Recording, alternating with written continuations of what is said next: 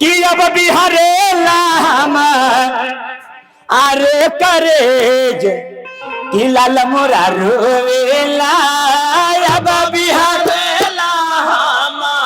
रो करेज बाबू मोरे रोवेला अब बिहारे लाम रो करेज बाबू मोरे रोवेला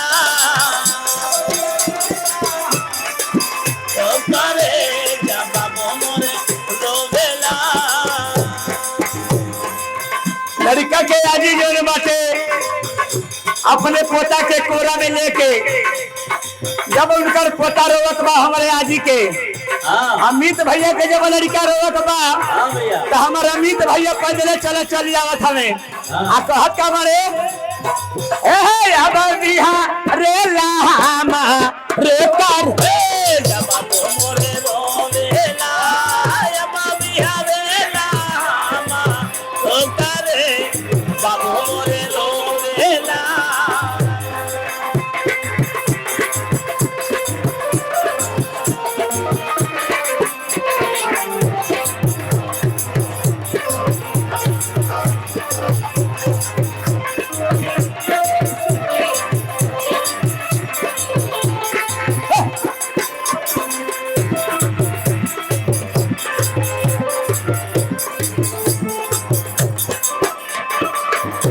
ओ बेटा खाती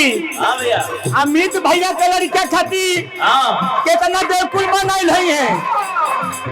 कि आज हमारे अमित बाबू के भगवान बेटा दे दी है तो दुआरे पवरिया वाला के ना चाहिए। आज हमारे अमित भैया के एक जानी के बियाह भइल बड़ा दूरे बारात गइल हला कौन भाव में मास्टर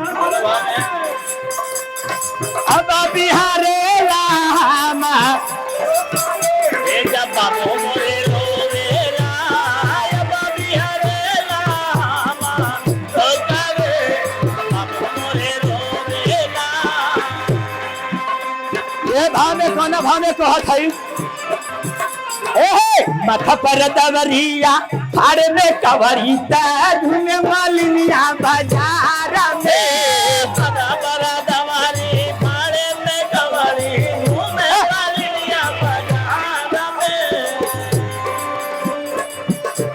लड़का खाती कहत का बरी अरे माथा पर दवरिया अरे में कवरिता घूमे मालिनिया बाजार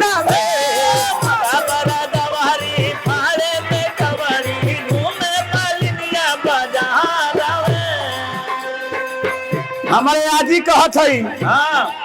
कहत रही है माथा पर दवरिया फाड़े में कवरिता घूमे मालिनिया बात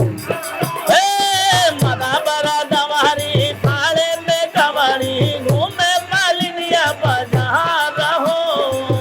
माथा पर दवरी फाड़े में कवरी घूमे मालिनिया बाजार में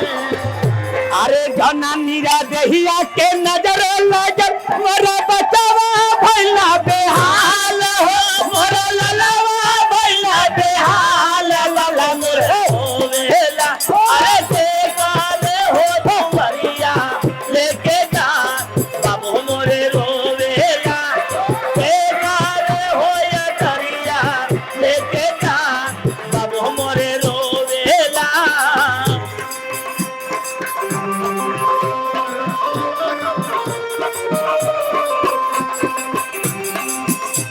दे दिया फस दी पलक ये कुछ ये करा